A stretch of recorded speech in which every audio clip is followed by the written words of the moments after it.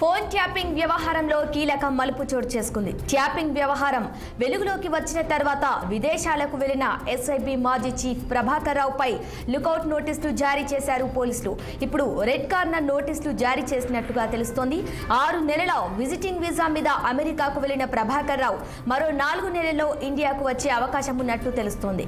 మరోవైపు ట్యాపింగ్ కేసులోని నిందితులు bail petition పై నేడు తీర్పు రానుంది. ఇరు పక్షాల వాదనలు ముగిసిన తర్వాతే తీర్పు రానున్నట్టు తెలుస్తుంది. ఇక ఇదే అంశానికి సంబంధించి మరిన్ని అప్డేట్స్ మా క్రైమ్ రిపోర్టర్ నిర్మల అందిస్తారు. నిర్మల, చెప్పండి.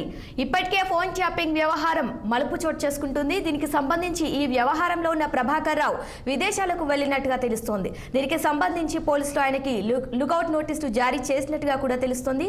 అసలు ప్రభాకర్ రావు ఎక్కడున్నారు, ఆయనకు సంబంధించిన అప్డేట్స్ ఏంటి?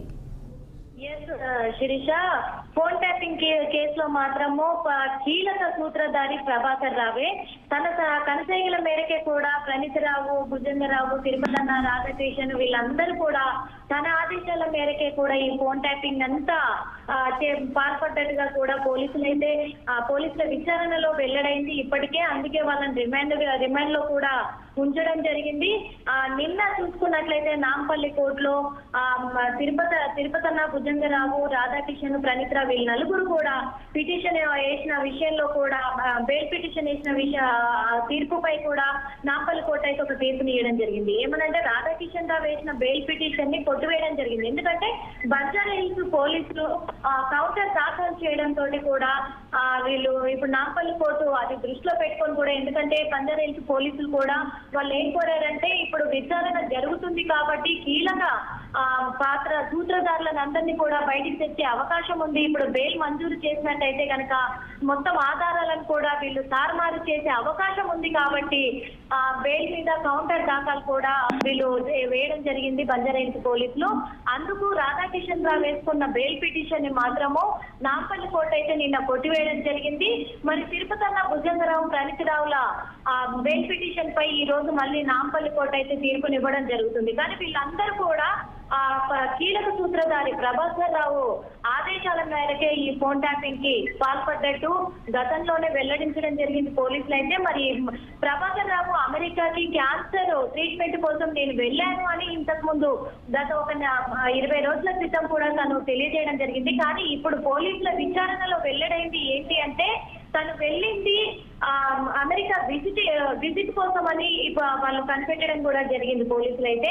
అప్పటికే తనకి లుకౌట్ నోటీసులు కూడా జారీ చేయడం జరిగింది. కానీ ఇప్పుడు ఎస్ఐబి మాజీ చీఫ్ ప్రభాకర్ రావు పై మాత్రం రెడ్ కార్నర్ నోటీసులు జారీ చేసినట్టుగా కూడా సమాచారం అయితే ఉంది.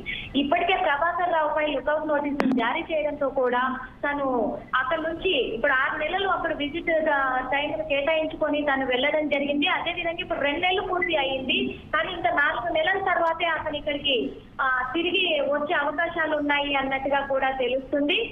ప్రభాకర్ రావు ఆర్టీసీ కోసమే లుకౌట్ నోటీసులు కూడా జారీ చేయడం కూడా జరిగింది. అంతేకాదు లుకౌట్ నోటీస్ కి స్పందించకపోవడంతో రెడ్ కార్నర్ నోటీసులు అయితే జారీ చేయడం జరిగింది. శిరీష, అంతే అమెరికాలో టెక్సాస్ లో ప్రభాకర్ రావు ఉన్నట్టుగా కూడా పోలీసులు అయితే గుర్తించడం జరిగింది. 6 నెలల విజిటింగ్ వీసా మీద అమెరికాకు వెళ్లి తను అక్కడ ఉన్నాడని పోలీసులు గమనించడం జరిగింది. వాళ్ళ విచారణలో కూడా ఇది వెల్లడవడం కూడా జరిగింది. మరోవైపు కేసులో కూడా సాక్ష్యాలను బట్టి విచారణ వేగవంతం కూడా పోలీసులు అయితే చేస్తున్నారు.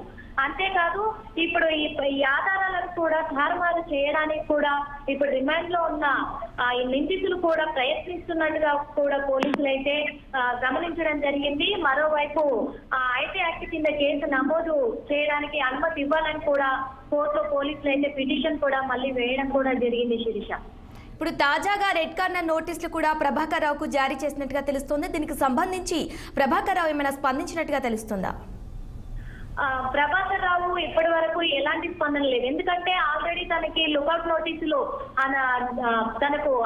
లుకౌట్ నోటీసులు పంపించడంతో కూడా ప్రభాకర్ రావు ఎలాంటి స్పందన లేకుండా అక్కడ ఉండిపోవడంతోనే పోలీసులు అయితే రెడ్ కార్నర్ నోటీసులని పంపడం జరిగింది. ఇప్పుడు రెడ్ కార్నర్ నోటీసులు జారీ చేయడంతో మరి ప్రభాకర్ రావు ఏమన్నా స్పందిస్తారా అనే అంశంపై కూడా కీలక పరిణామం చోటు చేసుకోబోతుంది.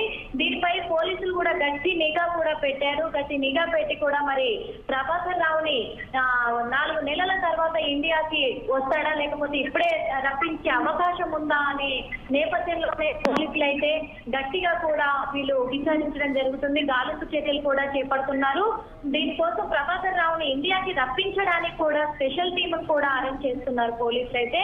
ఇప్పుడు మరి ప్రభాకర్ రావుని 4 నెలల తర్వాత ఇక్కడికి రప్పిస్తున్నారా లేకపోతే ఇప్పుడు ప్రస్తుతం ఆల్రెడీ 2 నెలలు అయిపోయింది తను వెళ్ళి, కాబట్టి ఇప్పుడు రాబోతున్నాడా అనే దాని మీద కూడా మనము వేచి చూడాల్సింది. అంతేకాకుండా ప్రభాకర్ రావు ఇప్పటి వరకు కూడా ఎలాంటి స్పందన లేకుండా అమెరికాకి తలదాచుకోవడానికి వెళ్ళాడు అనే విధంగానే పోలీసులు అయితే అనుమానిస్తున్నారు. అంతేకాదు ఇప్పుడు ఈ నిందితులకి చూసుకున్నట్లయితే ప్రణీత్ రావు, రాధాకృష్ణ, తిరుపతన్న, భుజంగరావు ఈ నిందితులను చూసుకున్నట్లయితే వీళ్ళకి ఐటీ యాక్ట్ కింద 66 కింద కూడా ఫోన్ ట్యాపింగ్ కేసులోనైతే పోలీసులు కేసు నమోదు చేయడం కూడా జరిగింది. ఇది జీవిత ఖైదు శిక్ష పడే అవకాశం కూడా ఉంది సెక్షన్ 66 కింద. ఇప్పటికే వాళ్ళకు ఐటీ యాక్ట్ 70 కింద కూడా కేసు నమోదు చేయడం జరిగింది. ఈ ఐటీ యాక్ట్ 70 కేసు అనేది కూడా 10 సంవత్సరాల పైనే శిక్ష పడుతుంది. ఇప్పుడు అదే కాకుండా తాజాగా ఐటీ యాక్ట్ సెక్షన్ 66 కింద కేసు నమోదు చేశారు పోలీసులు అయితే. అందుకు వీళ్లకు జీవిత ఖైదు శిక్ష పడే అవకాశం కూడా ఉంది. ఈ నలుగురికి కూడా ఈ దేశ భద్రత సాఫ్ట్వేర్ ద్వారా వీళ్ళు వాటిల్లాగా చేస్తే మాత్రము వారిపై సైబర్ టెర్రరిజం కేసు కూడా నమోదయ్యే అవకాశం okay right Nirmala, thank you.